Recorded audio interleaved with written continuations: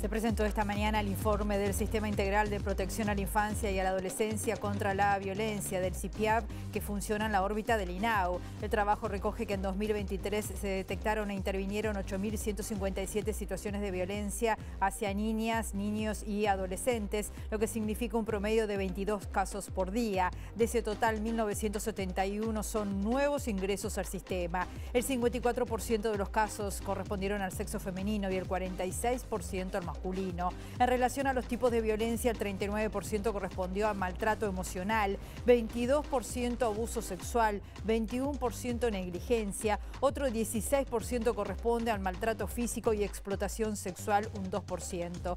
El 90% de las personas agresoras pertenecen a familias directas o a integrantes del núcleo de convivencia. El 38% fueron padres, el 24% de agresores madres. En los casos de abuso sexual, 8 de cada 10 casos fueron familiares directos o integrantes del núcleo familiar.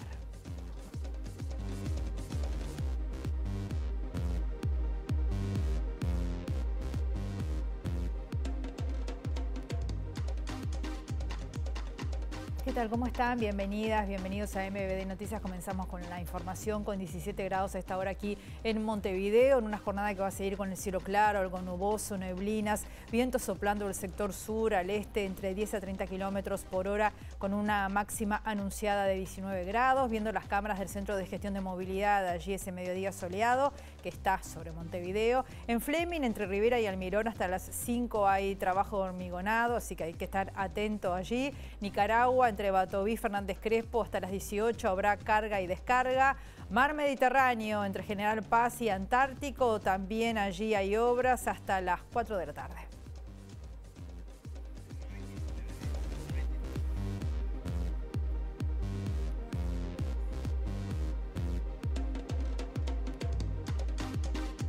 Comenzamos con información.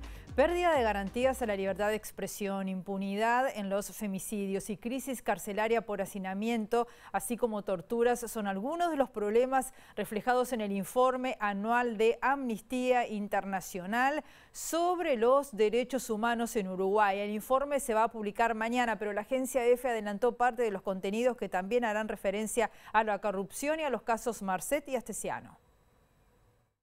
El capítulo Uruguay del último informe global de Amnistía Internacional pone énfasis en el sistema penitenciario, cuyas duras condiciones ya fueron reportadas en 2022 por Amnistía, seguía estando masificado. Las cifras de encarcelamiento sin precedentes provocaron hacinamiento y unas condiciones penitenciarias inhumanas, advierte el nuevo reporte y recuerda que Uruguay tiene la mayor tasa de encarcelamiento de Sudamérica, con un número de personas recluidas que ascendía al 120% de la capacidad. Citando datos del comisionado para el sistema penitenciario Juan Miguel Petit, en 2023 la población carcelaria fue de 15.400 personas, con un 6,9% más de mujeres recluidas. Con una mirada de género, Amnistía señala que en septiembre 55 mujeres privadas de libertad se declararon en huelga de hambre debido a que las habían trasladado a otra planta de la prisión. Afirmaban que el cambio había empeorado sus condiciones de reclusión, acotó. En esa línea, la organización subraya que en 2023 21 mujeres y niñas fueron víctimas de femicidio, pese a lo cual el gobierno no implementó completamente la ley 19.580 sobre la violencia de género contra las mujeres ni asignó fondos para crear juzgados especializados. Por otro lado, el informe remarca que en materia de libertad de expresión el país siguió descendiendo puestos en el ranking de Reporteros Sin Fronteras, pues cayó del lugar 44 al 52 y que entre 2022 y comienzos de 2023 una organización local contabilizó 69 casos de amenazas a periodistas. Fuentes de la sección uruguaya de Amnistía dijeron a MBD Noticias que el informe completo, que se conocerá mañana, también avanza sobre el juzgamiento de crímenes de lesa humanidad y la corrupción, con menciones especiales al narcotraficante Sebastián Marcet y al ex jefe de la custodia presidencial Alejandro Astesiano.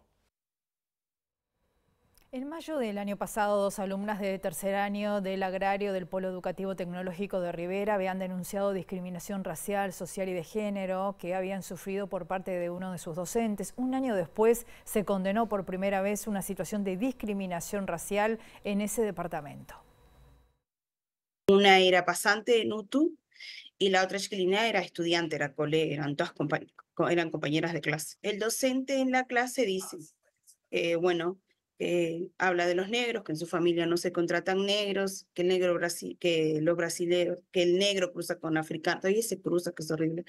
Brasilero es vago, que el brasilero cruza con europeo, ese sí sale trabajador, bueno, que a los peones hay que explotarlo como al pobre, en fin, un montón de dichos bastante aberrantes en una clase. El proceso de formalización fue por incitación al odio y violencia con carácter de autor, o sea, y apelaron la sentencia, entonces seguirá el proceso, continúa más adelante, pero él no puede acercarse a las chicas, o sea, ninguno de los testigos, eso incluye a las chicas denunciantes, a 300 metros durante 120 días. El docente formalizado es hijo del diputado nacionalista Eduardo Guadalupe. Cuando se conoció la denuncia, se acusó a docentes y colectivos afro de que tenía que ver con cuestiones políticas. El primero en dar una entrevista y hablar de la cuestión política fue el padre del victimario, ¿no? Del acusado. Pero nunca hubo tal intención política partidaria como la plantean. Acá la intención es defender a los estudiantes y absolutamente a todos los estudiantes. Como dije siempre, la comunidad negra es la que menos nivel educativo tiene, en la que menos llega a nivel terciario. Entonces, que todavía tengas que sufrir este tipo de discriminación en el aula hace que continuemos agravando y ahondando más esa brecha. Como decíamos en la portada, el CIPIAF dio a conocer hace algunos minutos el informe anual que tiene datos relevantes, alarmantes sobre maltrato físico, emocional, psicológico a niñas, niños y adolescentes. Allí está nuestra periodista Juliana Perdomo. ¿Cómo estás, Juliana? Bienvenida. Buen mediodía para ti. Gracias, Rosina. Buen mediodía para todos. Como tú adelantás, acaba de presentarse el informe anual que corresponde al año 2023, lo que da cuenta de un aumento de violencia en los casos de niñas, niños y adolescentes de un 9% respecto al 2022, algo más de 8.000 casos anuales, siendo 22 casos diarios. Y estamos con María Elena Misraji, coordinadora del CIPIAF. Muchas gracias por estos minutos. No, gracias a ustedes. ¿Preocupan estos datos? ¿El Estado está llegando tarde? Sí, en realidad los datos preocupan, son 8.157 situaciones, 22 situaciones por día. Lo que nosotros vemos un incremento, también debemos decir que en realidad una vez que el problema se pone sobre la mesa, que no hace demasiado tiempo histórico, en realidad tenemos mayor capacidad de detección de las situaciones, de atención, pero en realidad hay temas que todavía nos faltan, hay lugares donde debemos llegar y no llegamos, o sea que nosotros podemos decir que trabajamos porque son niños atendidos, no son denuncias, en 8.157 situaciones, pero que con toda seguridad no son todos los niños que sufren, o todas las infancias y adolescencias que sufren violencia en Uruguay. Y eso nos preocupa. ¿Por qué nos preocupa? Porque si bien nosotros somos el sistema de respuesta, nosotros atendemos cuando ya la situación de violencia está instalada, cuando los niños la viven. Si nosotros en realidad no hacemos un cambio cultural y social de cuáles son las relaciones, nuestras relaciones interpersonales, cuál es el lugar de nuestras infancias y nuestras adolescencias en la sociedad uruguaya, esa violencia, por más que el sistema de respuesta llegue y los atiendan, no va a cesar. Si nosotros decimos cómo podemos acabar la violencia hacia niños, niñas y adolescentes y hacia las mujeres, la violencia de género y generación, es con grandes cambios culturales que obviamente son a largo plazo. Tenemos que llevar campañas de sensibilización, trabajar con los adultos. Muchas veces decimos tenemos que trabajar con los niños, pero nosotros decimos tenemos que trabajar con los adultos para que esos adultos en definitiva tengan buenas prácticas con esos niños, que el estrés que tienen de la vida cotidiana no sea recargado con esos niños. Y ni hablar en las situaciones donde los niños o las niñas en particular y las adolescentes son cosificadas y tenemos situaciones de abuso sexual y explotación sexual, donde la mayoría son niñas o preadolescentes y adolescentes. Digo, bueno, eso es desandar un camino cultural del lugar de nuestras niñas y de nuestras mujeres en la sociedad. El informe da cuenta que la mayoría de los casos de abuso sexual provienen de familiares directos o del núcleo familiar. ¿Son datos que se pueden atender a mediano o corto plazo o que llevan una tarea de muchos años? En realidad, si bien es cierto que el abuso sexual por lo general es con personas cercanas, padre, padrastro y también otros familiares, en realidad la situación de abuso, y más en niños, como es esta característica de la violencia, no es algo que los niños puedan visibilizar o relatar o plantear de forma inmediata que lo empiezan a sufrir por las características que tiene este tipo de violencia. Entonces, tener en realidad a todos los técnicos, tanto del Estado como de la sociedad civil, que trabajan con infancias, capacitados y con adolescencias, en ver cuáles son los indicadores específicos, pero también los indicadores no específicos, y poder, en definitiva, tratar de escuchar qué es lo que dicen, con cuidado, no tratando de invadir a esas niñas, esos niños, esos adolescentes, es importante para que ellos después puedan tener, en realidad, un espacio donde referenciar qué es lo que pasa.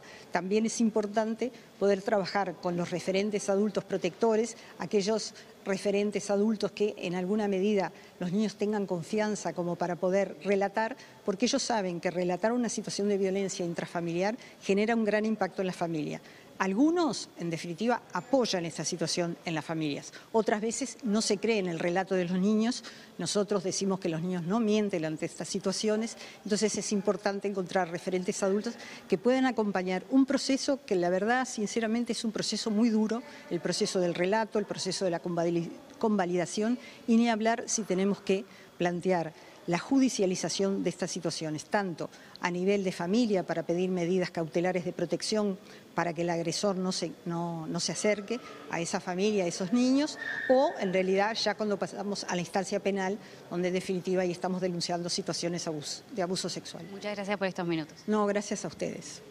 Bueno, Rosina, teníamos la palabra de la coordinadora del CIPIAB a propósito de estos datos que se acaban de presentar. Por supuesto, vamos a seguir trabajando en el tema porque son datos que preocupan no solo al sistema integral, sino también al sistema político y que los interpela. Así que en las próximas ediciones vamos a compartir más información. Así es, Juliana, datos alarmantes que, como tú muy bien decías, interpelan y que ahora habrá que desmenuzarlos para ver efectivamente cuáles son las causas y cuáles pueden llegar a ser las consecuencias y cómo se puede trabajar en eso. Nos vamos al PIT-CNT. Hoy es el Día Mundial de la Seguridad y la Salud en el Trabajo. Estaba hablando el presidente Marcelo Abdala, allí está Eduardo Delgado. Eduardo, adelante. Así es, Rosina, conferencia de PIT-CNT con el lema "La salud no se vende ni se delega, se defiende", y que convoca la Secretaría de Salud Laboral y Medio Ambiente de la Central de Trabajadores. Recién habló el presidente de PIT-CNT y ahora su secretaria general, Elvia Pereira. Recordar que esto es en el marco de justamente el Día Mundial de la Seguridad y Salud en el Trabajo, que se conmemora cada 28 de abril desde el año 2003, en línea con el Día Internacional en Memoria de los Trabajadores y las Trabajadoras fallecidos, enfermos y heridos por el trabajo, que esta fecha se conmemora desde 1996. Escuchamos a Elvia Pereira con algunos de los planteos de la Central de Trabajadores referidos a este tema. Las condiciones de salud de las personas. Hoy estamos viviendo singularidades en muchos aspectos con el gobierno actual, pero también retrocesos en cuanto, o muy pocos o ningún avance en cuanto a lo que tiene que ver con la salud laboral. Como somos responsables de esto tan importante que es la salud y la seguridad en el trabajo y el ambiente, es que respaldar el trabajo de la Secretaría, que hoy está en las caras visibles de las compañeras y compañeros que nos acompañan, pero que son cientos de compañeras y compañeros que en cada uno de los gremios, que en cada uno de sus ámbitos laborales están luchando por esto que es fundamental para la vida de los trabajadores. Adelante, compañeras y compañeros, las escuchamos, son compañeras las que van a hacer lectura de una síntesis de un trabajo de la Secretaría. Bien, estamos viendo entonces allí este acto en el PIT-CNT por el Día Mundial de la Seguridad y la Salud en el Trabajo, con la parte oratoria del presidente Marcelo Abdala y de Elvia Pereira, la secretaria general. Ampliaremos obviamente, como lo hacemos siempre, en nuestra edición central. Y seguimos hablando de trabajadores. El Sindicato de Policías Agremiados Canarios se movilizó frente al hospital policial pidiendo la renuncia de la Dirección de Psiquiatría por incapacidad para enfrentar los problemas de salud mental registrados en el personal de ese colectivo. Este fin de semana se suicidaron 2 uniformados, sumando 6 en 4 meses, lo que está demostrando que hay una falta de contención institucional, dice el presidente del sindicato, Rudeber Buela. 6 compañeros que desafortunadamente no, como tantos otros compañeros que estamos en el hoy trabajando y desarrollando nuestras funciones, no fueron contenidos a tiempo, no fueron contemplados por una política decidida de trabajo a nivel de salud mental, no fueron tampoco entrenados sobre el tema para sobrellevar las cargas y las problemáticas que se desarrollan en la función, que no tienen de parte de ninguna de las áreas de representación autóctonas del Ministerio del Interior nos tipo de discurso acerca del tema. Sobre todo esto reina un silencio muy verdaderamente complejo que nos está resultando muy difícil de romper y que por sobre todas las cosas nos habla de un tiempo perdido riquísimo y de pérdidas irreparables para la institución, ¿no? Y evidentemente para las familias y los círculos sociales de que formaban parte estos compañeros, ¿verdad?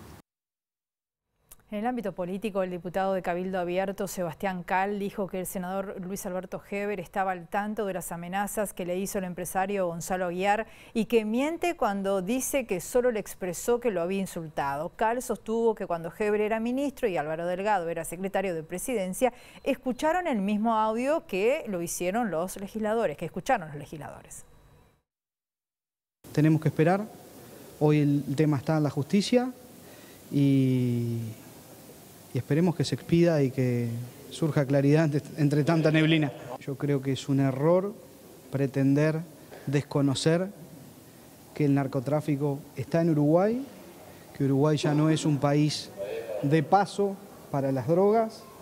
Se han dado sobrados elementos para pensar que hoy Uruguay lamentablemente es más que eso. ¿Pudo haber financiación de Aguiar a la campaña política de algún partido?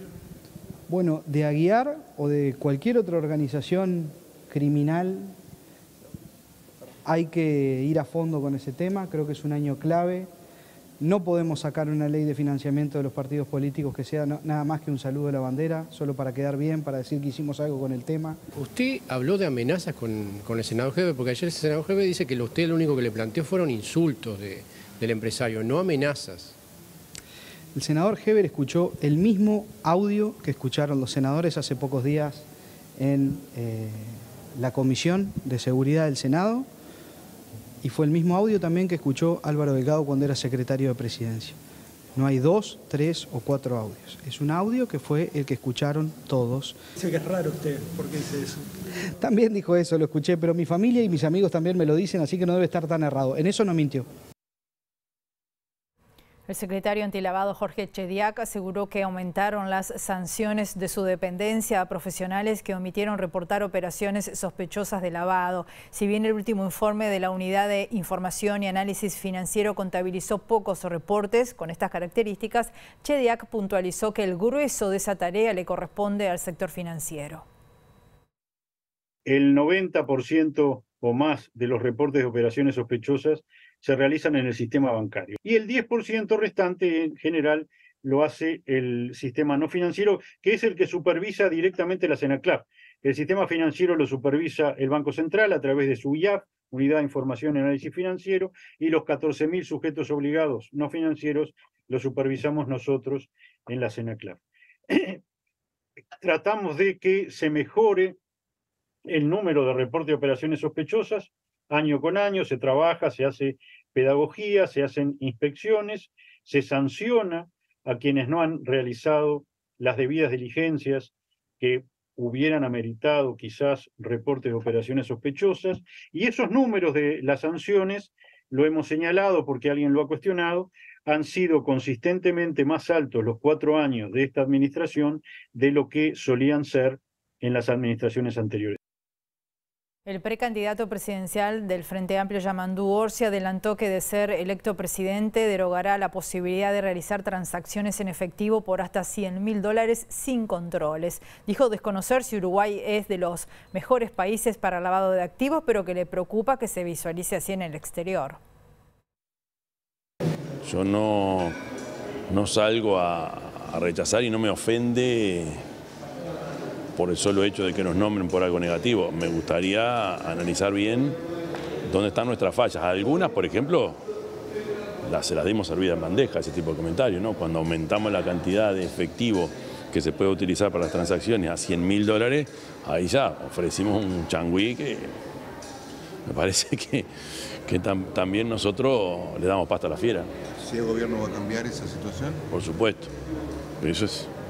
Yo no veo la razón, nunca encontré la razón por la cual ampliar la cantidad de dinero en efectivo que se puede utilizar en una transacción de manera tan simple, sin ningún tipo de control, o por lo menos con menos controles que los de antes.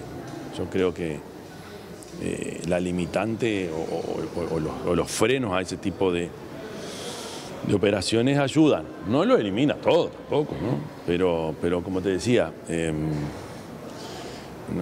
también facilitamos que se nos vea de esa forma, ¿no? Hacemos una pausa breve y volvemos.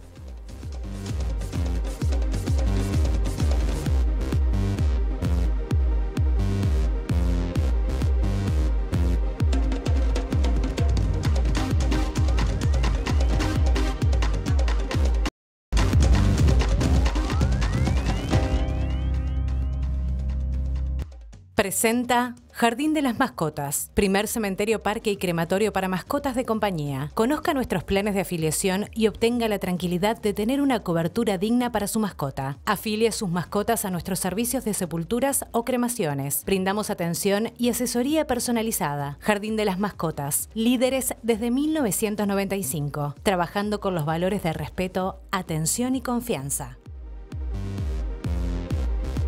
Bloque de MB Noticias, continuamos con la información. 17 grados a esta hora en la capital y la Asociación de Trabajadores de COPSA está realizando un paro de 24 horas en respuesta a la decisión de la empresa de no abonar nada de lo adeudado. Además hubo una reunión, no llegaron a un acuerdo, el gremio está trancando la salida de la terminal. COPSA debe cerca de 40 millones de pesos a los trabajadores dependientes en créditos correspondientes a salario vacacional y complementos de salario que vienen desde el año 2021. La empresa alega que no tiene fondos para afrontar las deudas y está solicitando un préstamo al fideicomiso del transporte suburbano que administra el Ministerio de Transporte. Pero en el 2021 vienen los adeudos, de salario vacacional, complementario, y ahora le sumamos también que los salarios no están siendo pagos en tiempo y forma, incluso a la fecha que estamos todavía no se han terminado de pagar los salarios, y también tenemos una problemática con el tema de retenciones y pensiones alimenticias judiciales que también han pagado la mitad, y eso ha llevado un poco la desesperación de todos los compañeros, la empresa alega de que no tiene los fondos suficientes para poder percibir los salarios. Al día de hoy la empresa a los trabajadores dependientes tiene una deuda que ronda los 40 millones de pesos. El formato de este fideicomiso es para todo el sector suburbano. Se habló de un préstamo puente, un adelanto que se le darían a la empresa para pago de adeudos, que no solo le debe también al trabajador, a los pequeños propietarios. Tiene un cúmulo de deudas importante que viene arrastrando y creo que se está haciendo insostenible. Este mes fue un detonante porque la semana pasada en este mismo ministerio la empresa se comprometió a que ayer depositaba algo del salario, que nos debe el 50% del salario, y al no recibir Al no atendernos telefónicamente fuimos hasta la empresa, hablamos con la gerencia, nos transmitió que no iba a poner plata porque no tenían, por eso se decidió el paro. Pero queremos pedirles disculpas al usuario, que sabemos que siempre es el que sufre todo esto, pero bueno, ya no se tolera más esta situación. Los trabajadores de COPSA trabajan con la Federación del Sector Suburbano una medida de paralización que presentarán ante la UNOT y que podría desembocar en un paro general del transporte. La Intendencia de Montevideo está haciendo un pedido especial de colaboración a la ciudadanía al conmemorarse hoy el Día de los Municipios de América. En razón de eso, desde las 22 horas de ayer y hasta las 22 de hoy no se va a llevar a cabo la recolección habitual de residuos de los contenedores. La Intendencia está pidiendo que vecinos y vecinos dispongan sus residuos en contenedores a partir de la hora 19 de hoy. Eso establece su comunicado. Si bien la comuna permanece cerrada para todo trámite, los cementerios abren al público para visita, pero no se realizan sepelios. Además está operativo el servicio que funciona mediante el WhatsApp, el 092-250260, limpieza de entorno de contenedores, retiro de bolsones y agenda de retiro de materiales voluminosos. Los ecocentros del Prado y Buceo permanecen abiertos en su horario habitual hasta las 20 horas, según lo estableció hoy la gerente de limpieza de la Intendencia. Tiene que ver con cuán responsables nos sentimos nosotros en relación a nuestros residuos. Los generamos nosotros. Claro.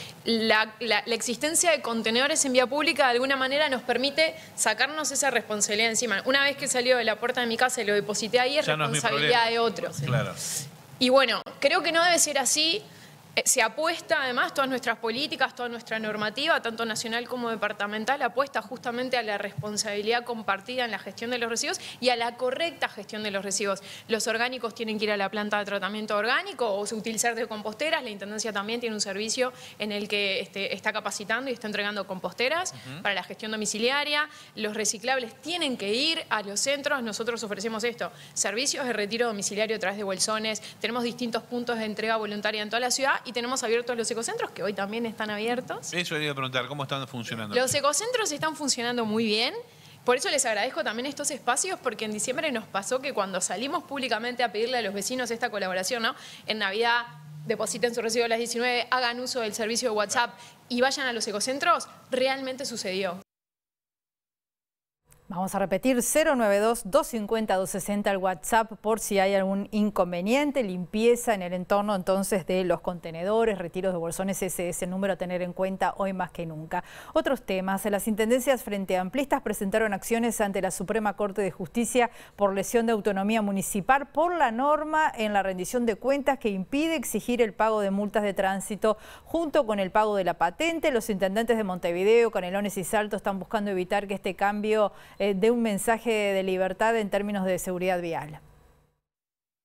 No lo presentamos como inconstitucionalidad porque si no solo aplicaría a las intendencias que denunciamos. El otro procedimiento de salir favorable aplicaría a todo el país y bueno, es lo que hoy venimos a presentar entendiendo de que efectivamente pasó eso.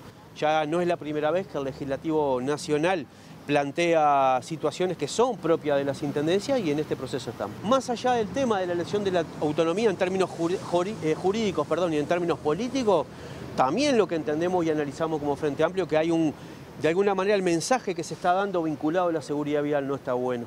Si el problema hubiera sido discutir las recaudaciones, porque nunca falta quien diga, pero esto es porque quieren recaudar, no hubiéramos salido a plantearlo a principios de enero cuando estábamos en pleno proceso de cobro de las patentes. Entonces no va por ahí.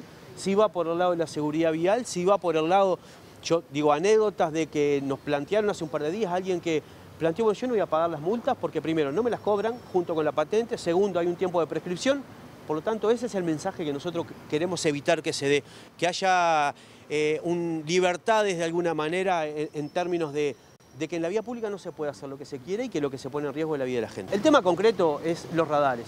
Y la verdad, la cantidad de gente que comete una o dos infracciones por radar, estamos hablando de arriba del 80-85%.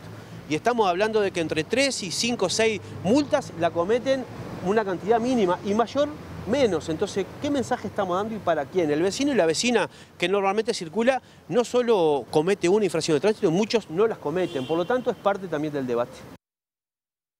Graciela Rodríguez, integrante del sindicato de Cuidacoches, valoró positivamente el plan piloto recientemente aplicado aquí en Montevideo, que está permitiendo recibir el pago por ese trabajo a través de un código QR. Además, tildó de clasista al edil nacionalista Javier Barrios Bove, quien dijo que la tarea de cuidar coches debería erradicarse y reconvertirse.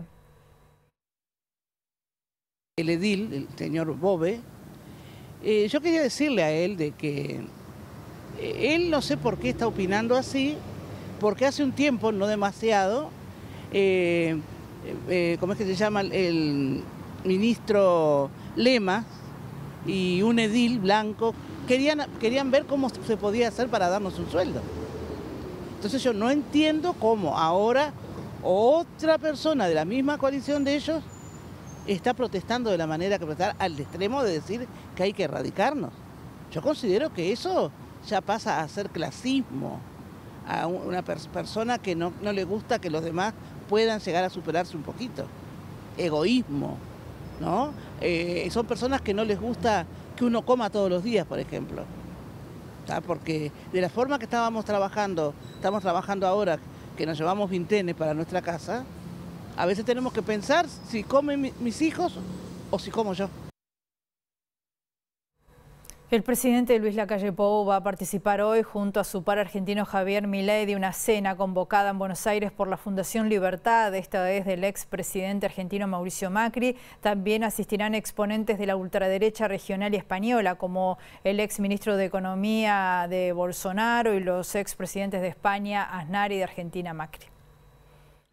El presidente Luis Lacalle Pou buscará concretar en esta jornada el postergado encuentro con su par argentino Javier Milei, pendiente desde que el libertario ganó el balotaje en noviembre y el nacionalista lo llamó desde la muralla china durante su visita de Estado al gigante asiático. Es la segunda vez en una semana que Lacalle Pou cruza el charco para participar de eventos del empresariado y la derecha argentina y que compartirá cartel con el mandatario argentino, a quien hasta el momento solo saludó personalmente durante su asunción el 10 de diciembre. La semana pasada Milei no se reunió ni con Lacalle ni con el mandatario paraguayo Santiago Peña, estando los tres en el mismo espacio físico, el Hotel Yao Yao de Bariloche, donde anualmente se desarrolla el foro Yao Yao, que nuclea las principales industrias del país. Para este miércoles Lacalle está anunciado como uno de los invitados especiales detrás de Milei y por encima de la ministra de Seguridad argentina Patricia Bullrich, del exministro de Economía brasileño Paulo Guedes, del expresidente español José María Aznar y del argentino Mauricio Macri, referente de la fundación. La visita de Lacalle Pou a Argentina y el posible encuentro con Milei será al día siguiente de la multitudinaria marcha que en la capital del país rechazó el recorte presupuestal a las universidades públicas con réplicas en todas las provincias, considerada un punto de quiebre para la popularidad del presidente libertario que ganó el balotaje con 56% de apoyo. El evento se llama Cena de la Libertad y tendrá lugar desde las 19 horas en el exclusivo complejo Golden Center instalado en Puerto Madero. El economista, docente y columnista de MBD Noticias, Germán de Agosto, presentó el libro Leones y Corderos, una historia personal del pensamiento económico. El libro repasa el arco ideológico del actual presidente de Argentina, Javier Milei, con una mirada personal y original. Para Germán de Agosto, la libertad sin las condiciones materiales para ejercerla es una burla y opina que Milei es liberal en lo económico, pero conservador y reaccionario en todo lo demás. La libertad sin las condiciones materiales para ejercerla es una burla, ¿no? Digo, ¿qué es la libertad de prensa para un analfabeto? Entonces, de alguna manera, eso es lo que también se plantea ahí, ¿no? Salir un poco del concepto libertario de la libertad, que es el concepto negativo asociado a la libertad de la coacción del Estado, y proponer justamente esta otra visión que de alguna manera va quedando rezagada porque, bueno, se apropia de esa forma de interpretar única la libertad, pero es en ese sentido negativo, ¿no? El Estado que no me diga que tengo que mandar a mi hijo a la escuela porque lo puedo mandar al taller, pero de vuelta, ahí estás atentando contra la libertad positiva de ese niño que va a crecer sin las herramientas que son necesarias para que pueda justamente tener un poco de control sobre su vida. Esa es un poco, me parece, la tensión entre la libertad negativa libertaria y la libertad más entendida en el sentido de poder desarrollar plenamente nuestras capacidades, y eso naturalmente requiere condiciones materiales tratar de buscarle la racionalidad a muchas de las cosas que están pasando y que muchas veces desafían nuestro sentido común, ¿no? Que una persona dogmática, autoritaria, reaccionaria, que se expresa de esa manera, ¿no? Que aparte justamente es liberal en lo económico, claro, pero es un conservador reaccionario en todo lo demás. Entonces sí, también en el sentido de la libertad, no solamente en el sentido positivo, ¿sí? En esa libertad como autodominio, sino también en el sentido amplio de la libertad para un montón de cosas. Hablemos de fútbol. Peñarol cayó derrotado anoche 3-2 después de ir perdiendo 3-0 ante Atlético Mineiro en Belo Horizonte. Los 3 puntos de su victoria ante Caracas se lo dejaron tercero en el grupo G de la Copa Libertadores, debajo de Mineiro, el líder con puntaje perfecto de 9, y Rosario Central, que tiene 4 puntos después que ayer empatara en Caracas. Los goles fueron a los 15 minutos de Scarpa para Mineiro, a los 26 Paulinho de nuevo para Mineiro y nuevamente Scarpa a los 57. El descuento para Peñarol fue a los 60 de Olivera y a los 69 de Maxi Silvera, que puso el definitivo, tanto 3-2. También por la Libertadores en el Estadio Centenario, Liverpool luchó hasta el final y venció 1-0 San Lorenzo de Almagro por la tercera fecha del grupo F de la Copa Libertadores de América. Todo eso gracias a un gol en la última acción del partido de Franco Nicola. Esta noche a las 7 Nacional enfrenta a Deportivo Táchira de Venezuela en el Gran Parque Central.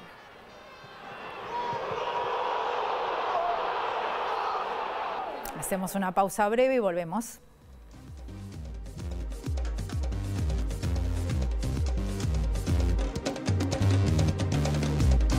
Presentó Jardín de las Mascotas, primer cementerio, parque y crematorio para mascotas de compañía. Conozca nuestros planes de afiliación y obtenga la tranquilidad de tener una cobertura digna para su mascota. Afilie sus mascotas a nuestros servicios de sepulturas o cremaciones. Brindamos atención y asesoría personalizada. Jardín de las Mascotas, líderes desde 1995, trabajando con los valores de respeto, atención y confianza.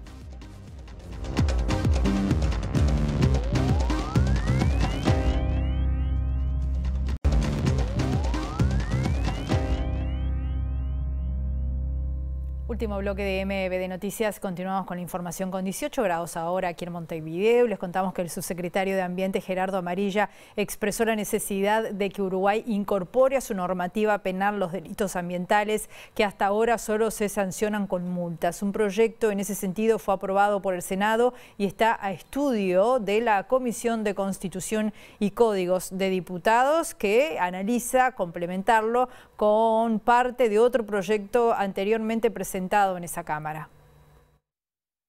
Nosotros entendemos que Uruguay es un país que está rezagado en la región, no tenemos ninguna figura en el Código Penal que hable sobre los delitos ambientales, sobre la protección del medio ambiente, y sería importante incluir en este caso un capítulo que está previsto en este proyecto, que incluye delitos de contaminación contra el agua, el suelo, el aire, delitos de daño a la biodiversidad, a la fauna y la flora, y también delitos contra la gestión ambiental, que cuando uno declara información falsa o de alguna manera obstruye lo que es las inspecciones o el cuidado del ambiente.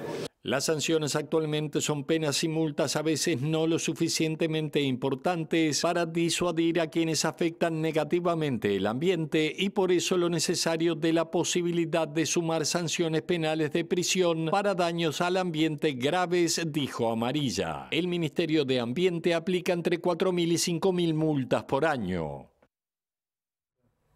Desde las 17 horas, la comunidad armenia está convocando una concentración en la Plaza Matriz frente a la Embajada de Turquía para exigir justicia, memoria y reparación por el aniversario 109 del genocidio armenio. En esta ocasión se destacó que tanto Uruguay como toda la comunidad internacional fallaron en prevenir un nuevo genocidio. En la víspera, el Consejo Causa Armenia en Uruguay realizó un acto en el Palacio Legislativo con presencia de autoridades del gobierno y la oposición, entre ellos el presidente Lacalle Pou. Este año tiene la particularidad de que, así como todos los años, conmemoramos a la víctima del genocidio armenio cometido por el Imperio Otomano y la República de Turquía entre 1915 y 1923.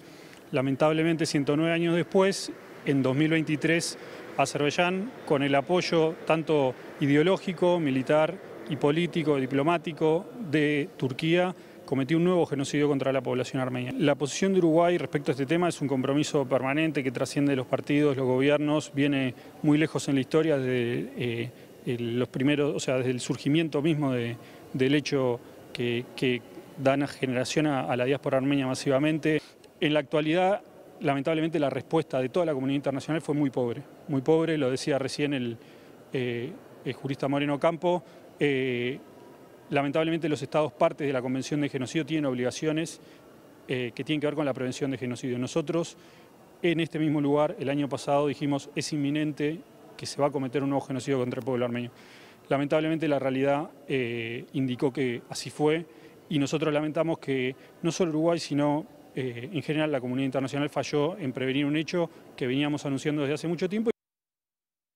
Del 26 al 28 de abril se va a realizar en el Parque Villa Dolores la Bioferia de Montevideo 2024, que va a concentrar emprendimientos sociales ambientalistas. Habrá charlas para generar mayor conciencia acerca de la sostenibilidad y la preservación de los ecosistemas. Es un encuentro de emprendedores sociales, ambientales, económicos que trabajan en pos de generar un país mejor, un Uruguay sostenible, el cuidado de la equidad, de la generación de buenos recursos, en ese sentido, y buenas prácticas de las empresas. Y acá van a ver de todo, van a ver charlas, food trucks, música, van a ver juegos para niños, van a ver una cantidad de actores que hoy en Uruguay están haciendo de un Uruguay mejor, están cuidando buenas prácticas en sus empresas, están generando un ecosistema de impacto que ayuda a que tengamos un Uruguay mejor. Y ese es el espíritu de lo que se va a vivir acá. La verdad, muy lindo, increíble, con grandes expositores y muy buena música y muy buenas charlas. Esto es posible cuando estamos todos en esto, ¿no? Cuando están desde las organizaciones sociales, desde las empresas, cuando está la población, la sociedad. Esto es un encuentro con la ciudadanía, es un encuentro donde la intendencia, donde el municipio, donde todos vienen a encontrarse con la ciudadanía y contar lo que están haciendo. Y cuando lo cuentan, es sumarlos también, tomar conciencia, disfrutar, ser parte del cambio, ¿no? Es importante ser parte del cambio, que lo puede hacer cada uno. Lo puedo hacer yo en mi casa cuando clasifico los residuos, lo puedo hacer yo en mi empresa cuando ayudo a que suceda tal cosa de buena práctica con personas con discapacidad y demás. Eso es un poco el encuentro.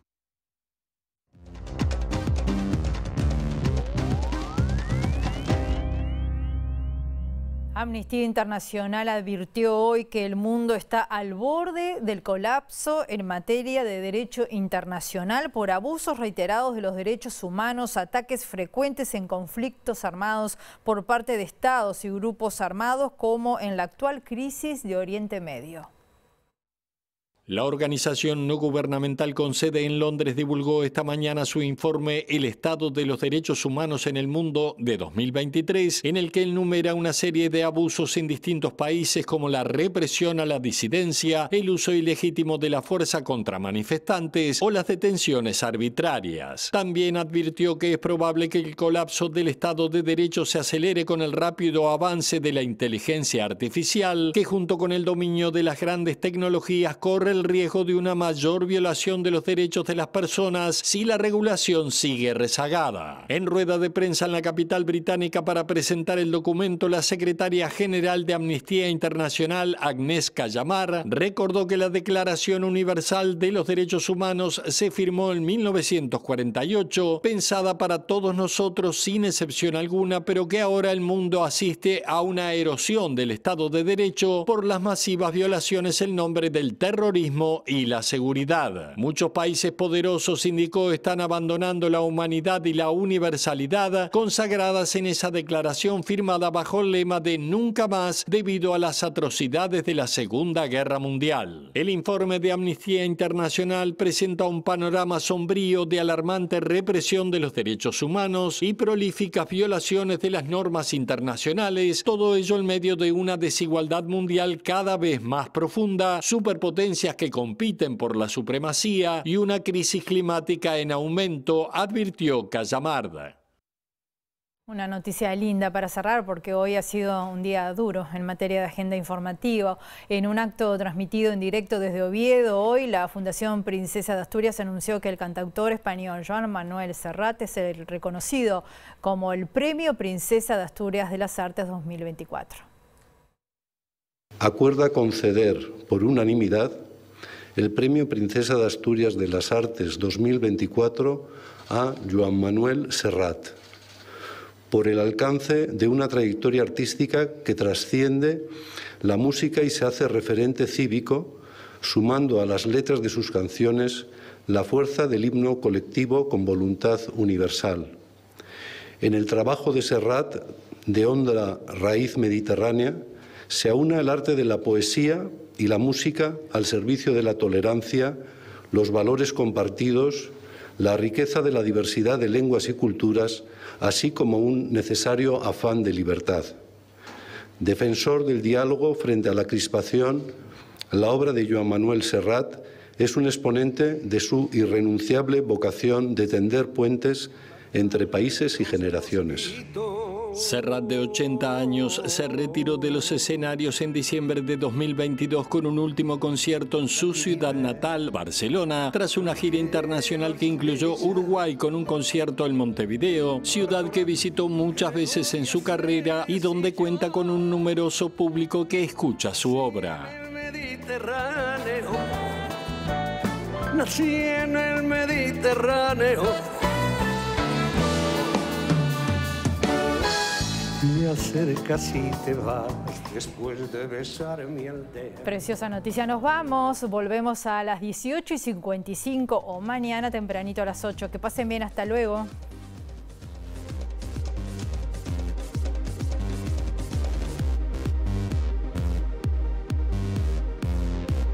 El diputado de Cabildo Abierto Sebastián Cal dijo que el senador Luis Alberto Heber está al tanto de las amenazas que le hizo el empresario Gonzalo Aguiar y que miente cuando dice que solo le expresó que lo había insultado. Además dijo que cuando Heber era ministro y Delgado secretario de Presidencia escucharon el mismo audio que escucharon los legisladores.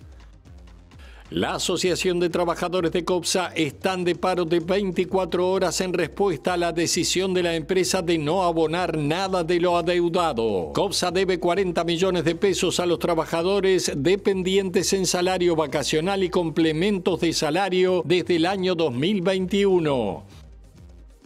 Última encuesta de Opción muestra que el Frente Amplio votaría al 43% contra un 40% de intención de voto a la coalición multicolor, mientras que la encuesta Cifra arroja que el Frente Amplio recibe un 45% de la intención contra 43% de la coalición.